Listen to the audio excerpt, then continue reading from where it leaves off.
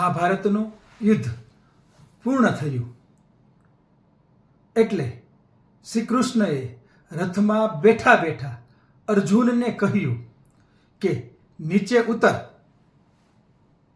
અર્જુનને મનમાં પ્રશ્ન થયો કે દરરોજ તો સારથી તરીકે તે પોતે નીચે ઉતરે અને પછી મને નીચે ઉતારે.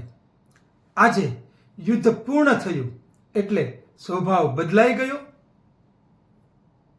આદેશ કરે છે કે તું નીચે ઉતર. કૃષ્ણ પોતે પણ નીચે ઉતરે છે. ઘોડાઓને રથમાંથી છોડે છે. અર્જુનને સંદેહ થાય છે કે આ શું કરે છે.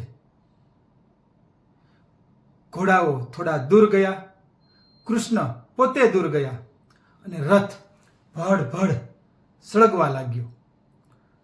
કૃષ્ણ અર્જુનને કહે છે કે તારા મનમાં જે પ્રશ્ન ઉદ્ભવ્યો તેનો ઉત્તર સાંભળ. આ યુદ્ધની અંદર તારી સામે ભીષ્મ પિતા અને દ્રોણ જેવા મહારથીઓ હતા. એમની પાસે પણ વિદ્યા હતી.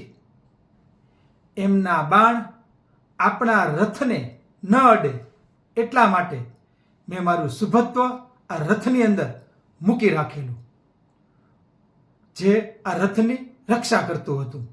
હવે યુદ્ધ પૂરું થયું તો એમનો પણ મોક્ષ થવો જરૂરી છે. વાત ખૂબ સૂક્ષ્મ છે પણ ખૂબ અગત્યની છે.